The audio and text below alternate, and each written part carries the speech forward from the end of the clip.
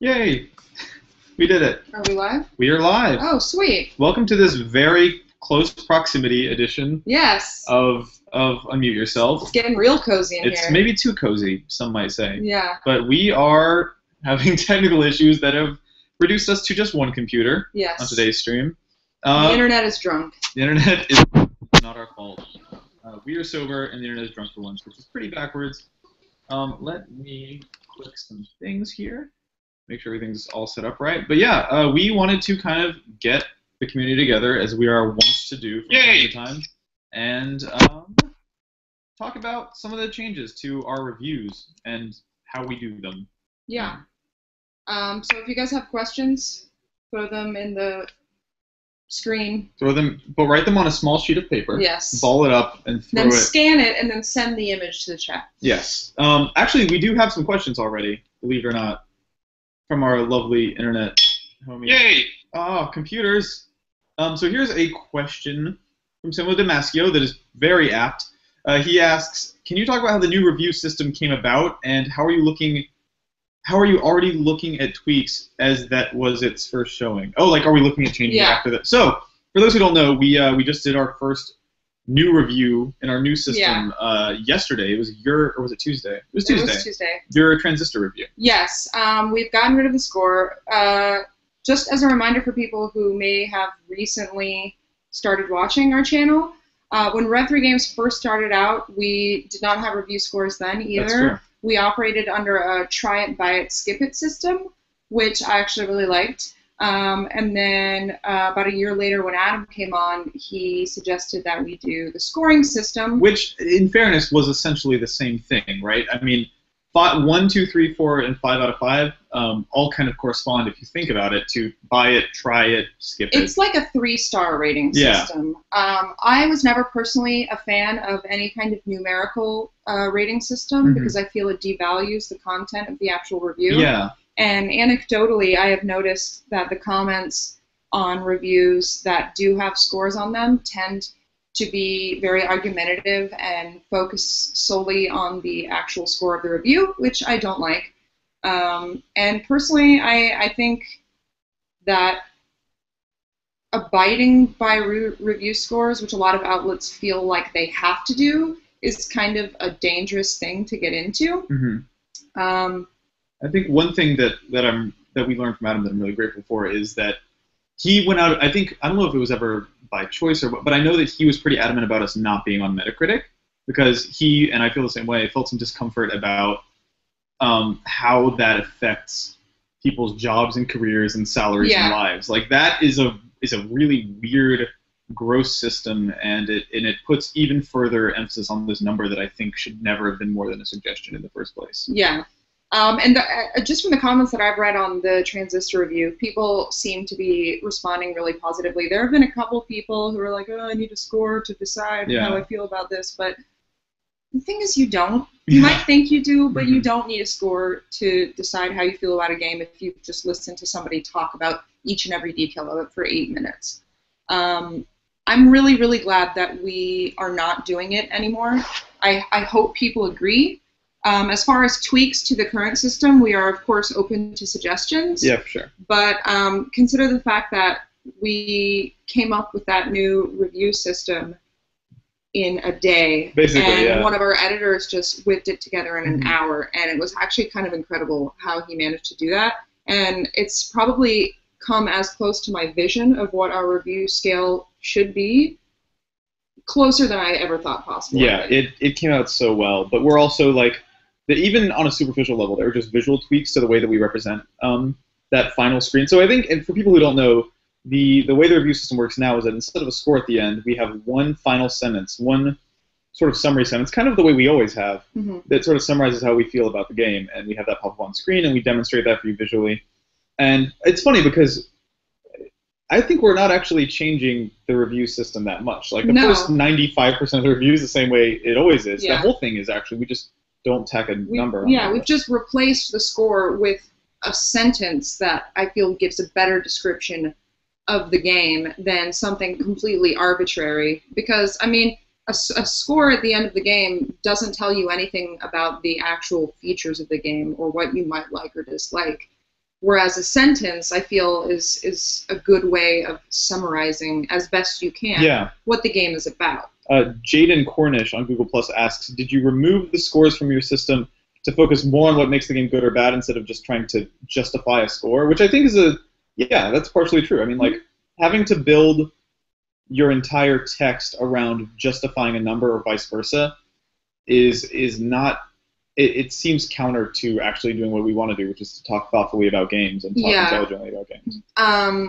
A good example would be my Dead Space review, because I really like that game, and I gave it a 5 out of 5, even though I don't think it was like a perfect game.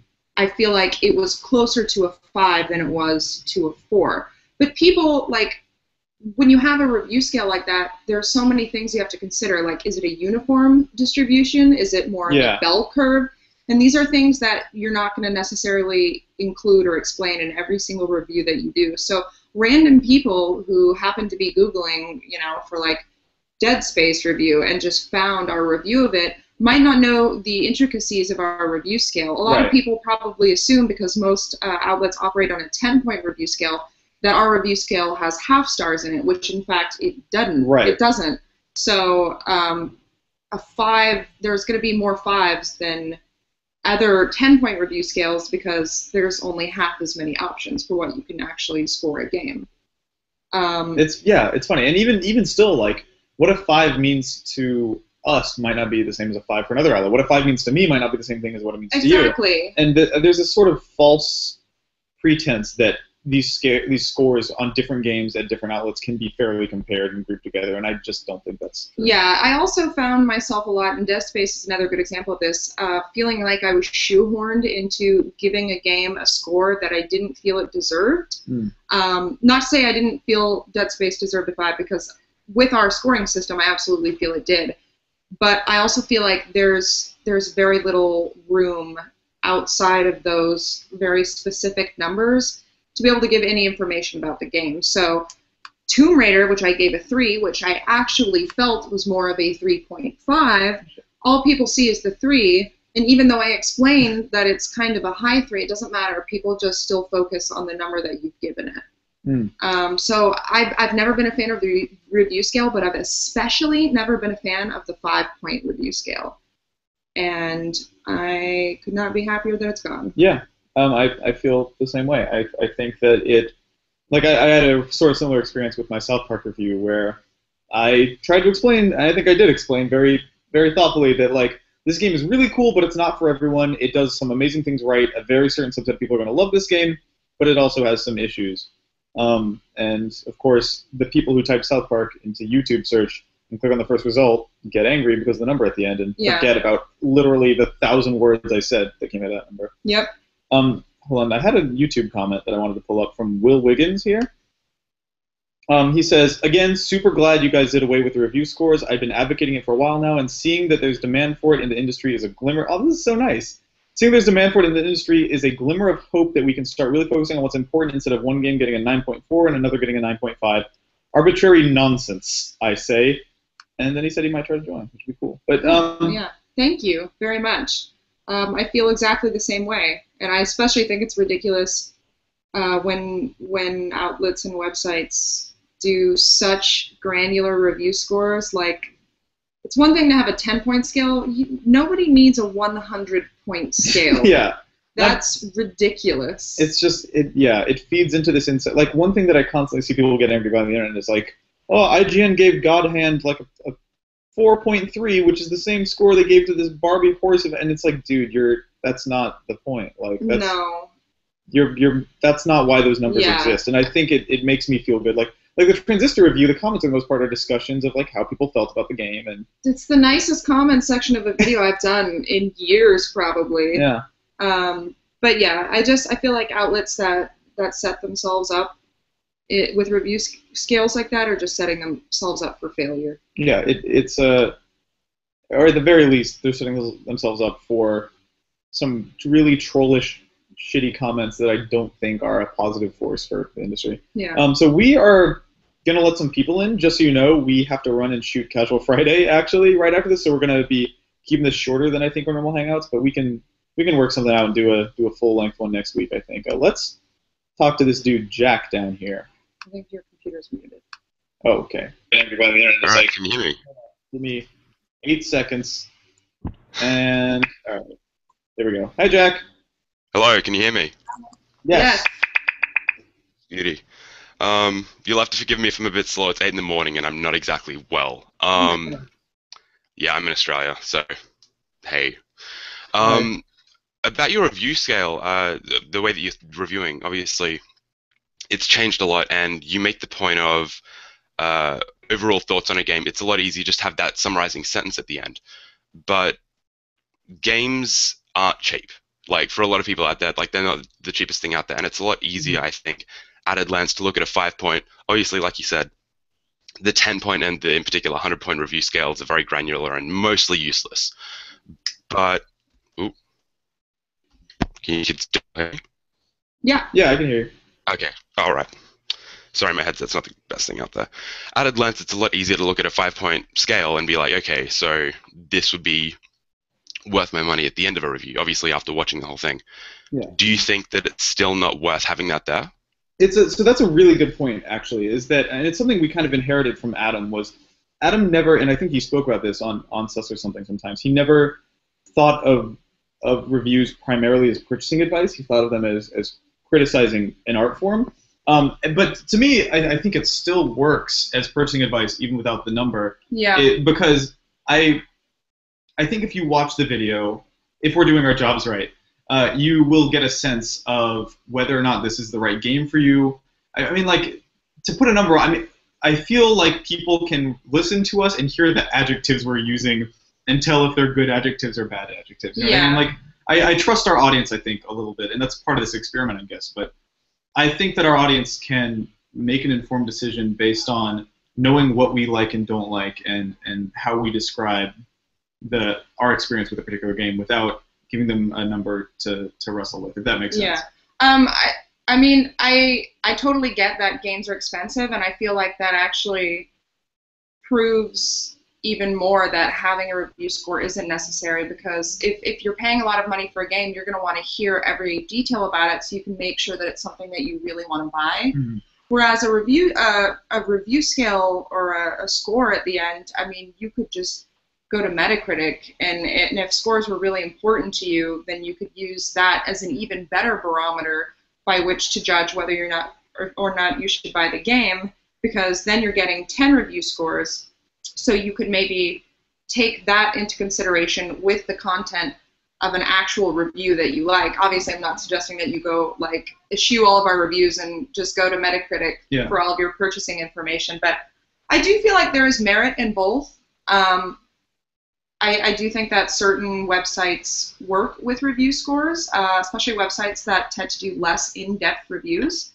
But I feel like as far as money goes, a score shouldn't really matter. But then again, I mean, it probably does to some people. I mean, I also think that, like, the number is also, it's weird because if you're rating games as value propositions and not as pieces of creative work, you run into the issue of, like, how much a game is worth in terms of price, and, like, what does a game's value change? Does its score change after a price drop? Does its score change after they patch everything that was shitty about it? Like, I see other outlets wrestle with that problem all the time, and I feel like these are all problems that are symptomatic of holding on to review scores as something necessary. Mm-hmm. And you're. I mean, like, it's a weird experiment, and I'm going to be curious to see how people continue to react as we do these reviews on somewhat larger games like Watch Dogs.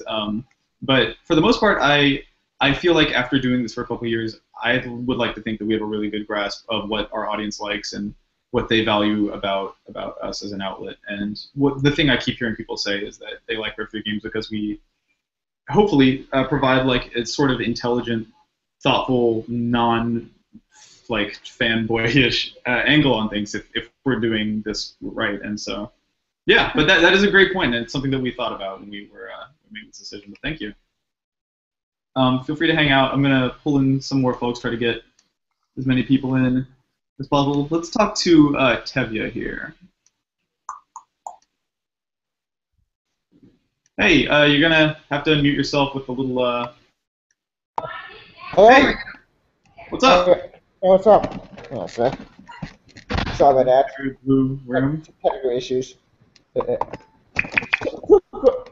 Cool question, guys. I'm just wondering. Speaking of games, one game really did tick me out with Mass Effect 3 ending, and I know it's an old topic, but hear me out. What did I thought of Mass Effect 3 entire game, and extended cut? Because my bad, I think the extended cut still it's still bad, in my opinion. Can you repeat that again? Was it about Mass Effect?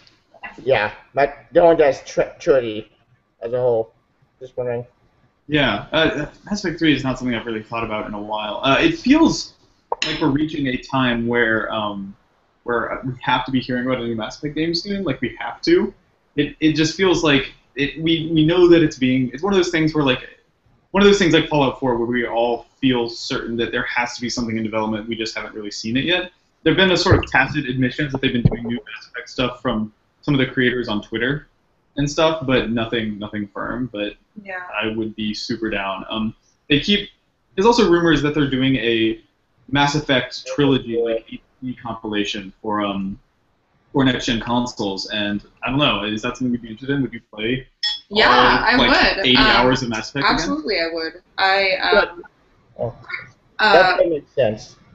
More thing about it, because knowing EA, the plea support them in Magic 4 in a heartbeat. Yeah, I mean, I've been hearing a lot of people say that they don't think there's going to be another Mass Effect just because they sort of wrapped up the story. And given the public response to the ending of the trilogy, I wouldn't be surprised if they were kind of just like, you know what, we're done here. Like, let's move on to something else. Yeah, I think it'd be nice to start fresh, right? Yeah, it would be nice to start fresh, but it's also such a involved and full universe that I feel like it would be kind of a waste to just abandon it at this point. Yeah. I'd love to see them try something different with it, like something really different in the same universe, but maybe different mechanics. Yeah. Different characters. I feel like there's still a lot to be done. There's a lot to be mined there. I think what I love about Mass Effect isn't the specific characters who we saw in Mass Effect 2 and 3, although they were great, but it's the universe, and I think what I would want from a sequel, if I could pick one thing, would be a non-human protagonist. I feel like we've already explored the human perspective on the Mass Effect universe, and I want to see, like, an Asari or something else. It'd be awesome if you could just choose, you know? Yeah. Like, almost like... Yeah, that'd be really cool. But yeah, thank you for your question. We're gonna try to fit as many in as possible before we have to run in like a couple minutes here. But thanks. You're welcome. Let's see here. Let's talk to Chris. Oh, that didn't work. Wait, there he is. Oh, Google Hangouts. Hi, Chris. Hey. Hi. There we go. Oh, there Hi. you go. What's up? Hey. Got me? All right. Well, I posted a question already. Wait, let me see if I can bring it up. Oh, it was, something about leaks. Okay. E3 is coming up soon, and there's already some leaks coming out, and like sort of Project Beast, which is leaked out to be maybe another Souls game, and like my opinion about it is like, there's no way that these are just by accident. Somebody is like, working with them and thinking, we got to get the word out about this project early so that we can get some early advertisement for their stuff. Mm-hmm. Yeah, so here's the thing. That certainly does happen. There are certainly planned, like, calculated leaks. But the other thing about a lot of these pre-E3 leaks is that I think the Project Beast thing is probably real. The assets that we've seen are too polished and too specific to not be a real thing. But like, I don't know. I see other pre-E3 leaks, and I feel like a lot of them are really fake. Like that giant list that you see, that's like, here's everything that's going to be on stage at Nintendo, Sony, and Microsoft's press conference. Like, maybe I'll be proven wrong in a couple weeks, but I don't think there's one single human being who would even have access to a list. Like, why would they even make a list of what's going to be on every stage? Nobody knows that yet. Like, there's not one human being on the planet who has the answers already. But B, like, I just don't think that there'd be a reason to take that information and put it on a sheet of paper and write NBA in the corner and call it a day. Like, yeah. I think people need to remain hyper skeptical about that stuff whenever possible. Yeah, I think it's a lot. It's a lot easier to believe a leak if it's like a single game, and there's more specific information about it versus like, oh, this is everything that's going to be at E3, or this is everything that's on slate for this publisher this fall. I tend to take all of them with a grain of salt, just because when you start anticipating leaks and planning your content around them from a video perspective, it becomes dangerous. Mm-hmm. You can devote resources to things that end up being nothing at all, and then if you say something about it on camera and it doesn't end up happening, you sound like an idiot. Yeah. So. And that already happens enough to me anyway. So, yeah, I would take a lot of that stuff with a grain of salt, personally. Alrighty. I think we can fit in one more from another Chris. We've got back-to-back Chris's. Chris party. Chris Hour. Welcome to Chris, the Chris Cast. Can you guys hear me? Yeah. Hey, what's up? We can hear you. Hey, how you guys doing? I really like the changes that you guys made to the review system. Like, just pulling up that little paragraph real quick, like how you say, Tara said, Transistor will be remembered as an artistic achievement. I feel like that's an easier line of discussion, or you can have better dialogue arguing, yes, this is a good game, or yes, it's not a masterpiece. Like, I don't always agree with your guys' review, but it's a better, I feel like, a jumping point that rather than saying, hey, I don't agree, that's a 5, I don't agree, that's a 4, but I can say now that I agree that's a masterpiece, or I don't agree that's a masterpiece, and I feel like it's a better way of describing and better way of just putting your thoughts out there, other than just like a 5 or a 4. Thank you so much. Yeah, thank you. It is absolutely a better jumping off point for discussion than an arbitrary number. Just because let's imagine you're somebody who's watched one of our reviews and you don't agree with like your opinion on Transistor, for example. The comment that a person would leave on a review of Transistor they disagree with previously would be like, I don't think that this game is a blank out of 5, you're an idiot, this number's wrong. But when all they have to go off of is your final sentence, then they actually have to form a legitimate argument. Yeah, they have to engage you. Yes, exactly. That's our hope, at least, and so far so good, I feel like. Yeah. So, but yeah, and I unbelievably, in a third Chris has joined us right at the end here. So we're going for a Chris hat trick. Let's get the third Chris. All Retro Games fans are named Chris, is what I learned here today. Let's see if we can get Chris to show up. Hi, Chris. Hi, I think Chris. you need to unmute yourself like the Chris's that came before you. Hey. Yes, you. That Chris. Okay. I'm from England, so do you think Nintendo will announce a new console at E3 this year, since we heard all about the Fusion thing? Or they're going to wait until next year? It's weird, because Nintendo's come out and said, point blank, we are having no hardware announcement. That was a formal statement from Nintendo directly, if I'm not mistaken. So I never want to say never, because then a month from now I'll look like the idiot who said no. But yeah, I could see. I mean, I definitely don't think they'll come out with a big console, because it would just cannibalize everything on the Wii U. Yeah, and it would also completely destroy the public confidence in their product. Because what does it look like if they release a console, it doesn't sell well, and then they come out with another one 2 years later? Remember when they apologized for the 3DS price drop? Imagine that times infinity if they just abandoned a system like this or life cycle. And they just came out with they had the 3DS, then they had the 3DS XL, and then they came out with the 2DS. Yeah. So I could see them coming out with another handheld console, but I don't think it's going to be this year. Yeah, I wonder almost if it's not going to be a new hardware thing in the traditional sense, like a new system that can play new games, but I think there is room, like the Fusion rumor that you mentioned. I think leave it to Nintendo to find a way to make a product that is maybe even more confusing than the Wii U and combines a console thing into a handheld thing. Because that is, as silly as it sounds, a legitimately cool idea. There are enough superficial similarities between Wii U games and 3DS games in terms of having 2 screens and that whole thing that.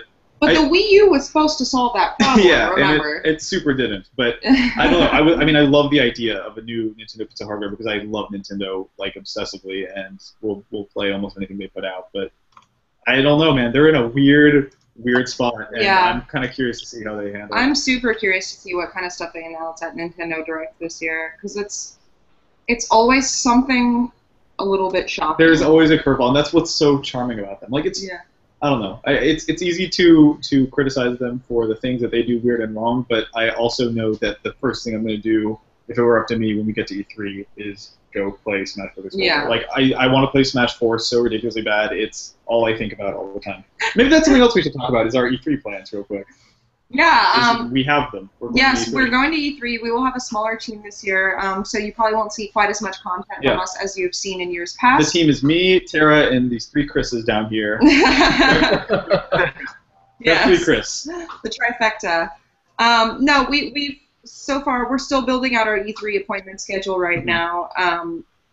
I'm finding that booking all of our E3 appointments is quite a daunting task. Yeah, it was previously handled by Zach, and now I've taken over it, and I'm like, what's going on? But so far, it's looking really good. We've got appointments for a lot of major games, I think, that people are going to be excited about. And then there's also stuff that is not announced yet that even we don't know about beforehand. Unannounced game number 3 is an appointment that's on the schedule right now. Yeah, I have 3 appointments right now for unannounced games, and I have no idea what they are. They could be awesome and they could suck. So half of E3 I feel is kind of like appointment booking, seeing things that you really want to see, and the other half is going around the show floor and finding stuff that looks really cool that you didn't know about before or that you've never played before, and just taking it from there. Yeah, and that's the part that's most exciting to me is doing this like guerrilla game coverage where we run in there, the 2 of us basically, with like 2 shooters, and just find the stuff that's exciting to us and is buzzy to us and feels interesting, and like hunt it down and talk about it and play it. That's the E3 that I've kind of always wanted to do. So it's kind of a dream come true in a weird way. It should be interesting this year. You guys are gonna see a very different kind of descent into madness than what you saw last year. Exactly. But thank you guys so much for hanging out with us for this truncated hangout to talk about review scores and all sorts of shenanigans. We're gonna keep iterating on and sort of building up our new system and trying it out. We are also listening to all your feedback and reading every comment, even the shitty ones. So please keep telling us like what you genuinely think of this. We'll be trying it out again very shortly when Watch Dogs comes out, or not long after Watch Dogs comes out. And thanks for hanging out, you guys. That was fun. Guys. Thanks to Chris, John, and Chris. This one doesn't have a last name either. And there's a Christian next to him. Oh, we didn't even have time to get 4 Chris's. I'm sorry, guys. We didn't get Save that for the sequel. Join us next week. Bye, guys. Bye-bye.